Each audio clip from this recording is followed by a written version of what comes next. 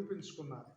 పాలే గారు ఆనందంతో అమ్మవారికి పాదాభివందనం చేస్తూ, అనుమతి కాదమ్మా, నేనే స్వయంగా మీ వెనువెంట నుండి కార్యక్రమాన్ని జయప్రదం చేస్తానంటూ వాగ్దానం చేశారు.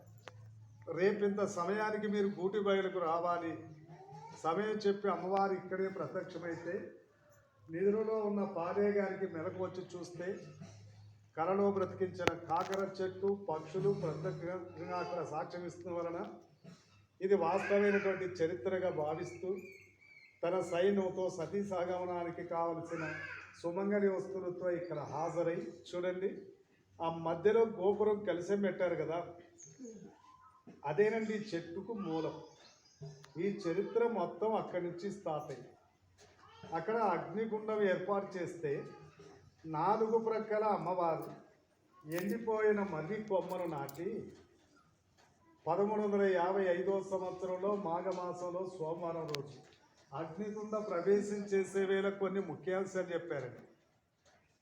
అయ్యా, మా శరీరాన్ని అగ్నిలో కాలి భస్మమైన వెంటనే చితి నుంచి నీరు పొంగి పొరలి చితికి ఈశాన్యపు దిక్కున నేను నాటిన వట్టి మర్రి కొమ్మ తన పతివ్రత ధర్మానికి సాక్ష్యంగా వెంటనే చిగిరించి అది మహిమానితమైన మర్రి చెట్టై ఈ కలియుగం ఉన్నంతకాలం తిమమ్మే మరిమాన్ అనేటువంటి పేరుతో పూజింపబడుతుందని వాగ్దానం చేస్తూ తన భర్తతో పాటు అక్కడ అమ్మవారు అగ్నిగుండ ప్రవేశం చేశారండి.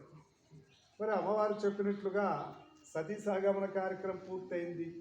చిది నుంచి నీరు పొంగి పొరలి వెంటనే ఈశాన్యపు కొమ్మ చిగురించింది. ఇలా ఆనాడు అక్కడ చిగురించిన ఒక చిన్న మొక్కండి ఇప్పుడు ప్రపంచంలోనే పెద్ద మహావృక్షం తిమమ్మే మరిమ.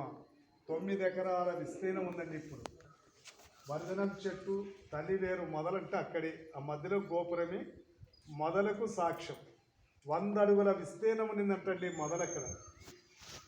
585 సంవత్సరాలు ఈ చెట్టు ఒకే కనెక్షన్తో కలిసే జీవించింది. ఇప్పటికి 89 సంవత్సరాల క్రితమే అది ఏసుబారై పడిపోయిందండి. మొదలకు గుర్తుగా అలా తయారు చేశారు. సాక్షాత్ అమ్మవారు సతీ సాగమన చేసిన పుణ్యభూమి, ఈ మహావృక్షానికి మొదలు ప్రసాదించిన పుణ్యభూమి. ప్రతి ఒక్కరూ లోపల వెళ్ళి 3 రౌండ్లు ప్రదక్షిణ తిరిగి నమస్కారం చేసుకుంటే సర్వదా